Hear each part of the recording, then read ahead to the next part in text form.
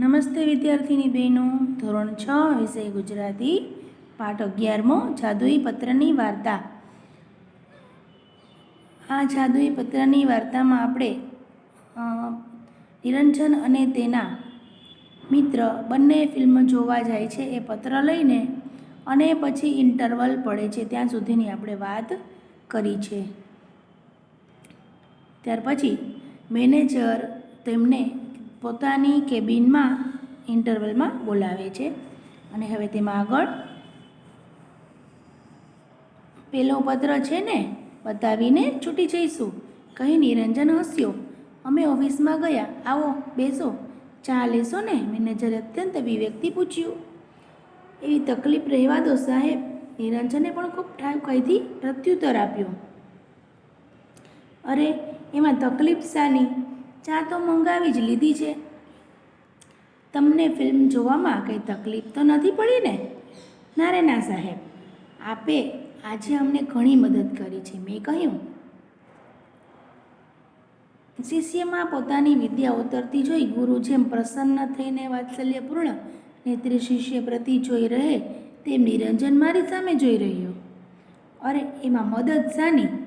એ તો અમારી ફરજ છે. ચા પીવાઈ રહી. અમે મેનેજરને નમસ્તે કહીને બાકીની ફિલ્મ પૂરી કરવા અંદર ગયા. આમ તે દિવસે રવિવાર હોવા છતાં અમે અગાઉથી ટિકિટ ન લીધી હોવા છતાં અમે ફિલ્મ જોઈને તે પણ મફત. નિરંજને કહ્યું. મજા આવી ને? તે તો સાલા એકને બદલે 2 ફિલ્મ જોઈ ખરું. હવે ક્યારેય આવું કામ હોય ને તો કહેજે, આ જાદુઈ પત્રથી થઈ જશે. ત્યાર પછીનો જાદુઈ પત્રનો બીજો જેવો પ્રસંગ છે.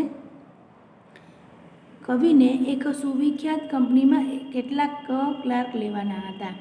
મેં અરજી કરી હતી. 15 દિવસ પછી મારો ઇન્ટરવ્યૂ હતો. મને આ જાદુઈ પત્ર લઈને કંપનીના મેનેજરને મળવાનો તુક્કો સૂઝ્યો, એટલે કે વિચાર આવ્યો. જ્યાં દેવદૂતો પગ મૂકતા ડરે છે ત્યાં મૂર્ખાઓ દોડી જાય છે. એ ઉક્તિ મેં ઘણીવાર સાચી ઠેરવી છે. મેં નિરંજનને વાત કરી ને પેલો પત્ર આપવા કહ્યું.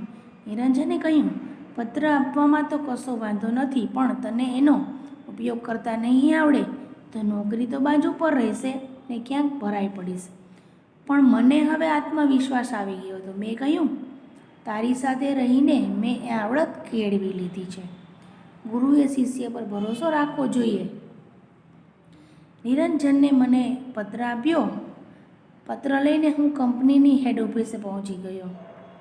મેનેજરના પીએને મેં ચિઠ્ઠી મોકલી અને કહેવડાવ્યું કે લાયન્સ ક્લબના ડિસ્ટ્રિક્ટ ગવર્નરનો પત્ર લઈ હું મેનેજર સાહેબને મળવા માગું છું. થોડી વારમાં તેડું આવ્યું. મેનેજરના પીએની ઓફિસમાં મને લઈ જવામાં આવ્યો અને મારી ગભરામણ વધતી જતી હતી.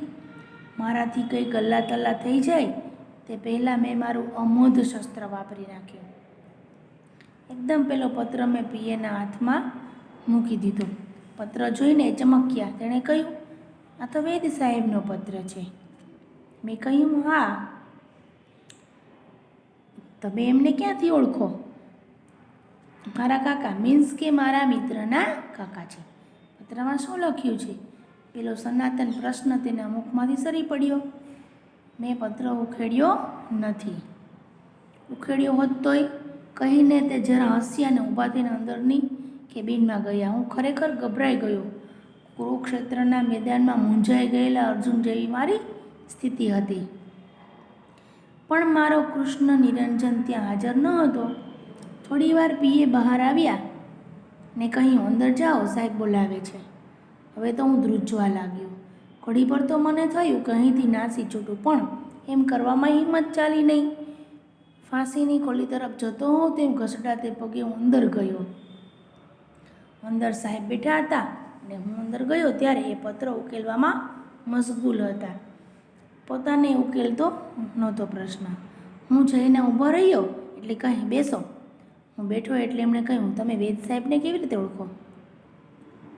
મારા મિત્ર નિરંજન વેદના એ કાકા થાય. મને લાગ્યું કે પત્રની અસર થઈ રહી છે. એમ?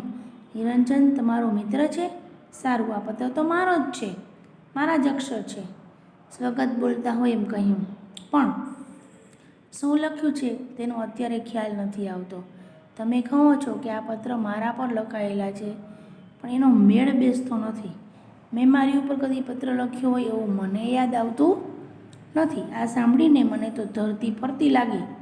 સાહેબના ટેબલ પર પડેલા પાટિયા પર મારી નજર પડી. લખ્યું હતું M.G. વેદ, એટલે કે આ પત્ર છે તે તેમનો જ હતો. મારું નસીબ મને ખુદ વેદ સાહેબ પાસે જ ખેંચી લાવ્યું હતું.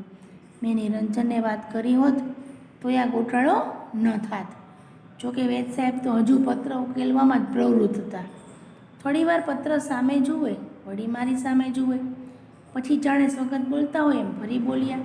મેં નિરંજને એના કોઈ ભાઈબંધ માટે આવો પત્ર લખી આપ્યો હોય એવું યાદ નથી આવતું, પણ આ લેટર પેડના અક્ષર તો મારા જ છે.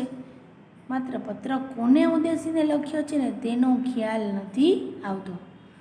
એ જો ખ્યાલ આવે ને તો કંઈક સમજાય. પણ ઓલરાઈટ, તમારે કામ શું છે? સાહેબ, મેં અહીં ક્લાર્કની નોકરી માટે અરજી કરી છે. ઓહો, એમ વાત છે. અઠવાડિયા પછી તપાસ કરજો. અને આજે હું વેદ સાહેબની ઓફિસમાં ક્લાર્ક છું. અલબત્ત પેલો જાદુઈ પત્ર વેદ સાહેબ પાસે જ રહી ગયો. એનો અફસોસ મને ને નિરંજનને દિવસો સુધી રહ્યા કર્યો હતો. શું કામ અફસોસ રહ્યો? કેમ કે હવે એ પત્ર તેમને બીજી વખત કામમાં આવશે નહીં. ત્યાર પછી ટિપ્પણ એટલે કે શબ્દાર્થ, રૂઢિપ્રયોગ, ક્રિયાપદ એટલે કે ભાષા સજ્જતા, ક્રિયાપદ અને સ્વાધ્યાય, આ બધું જ તમને પાઠ્યપુસ્તકમાંથી લખી લેવાનું અને અભ્યાસના પ્રશ્નો છે તે તમને વોટ્સએપમાં આવી જશે. નમસ્તે.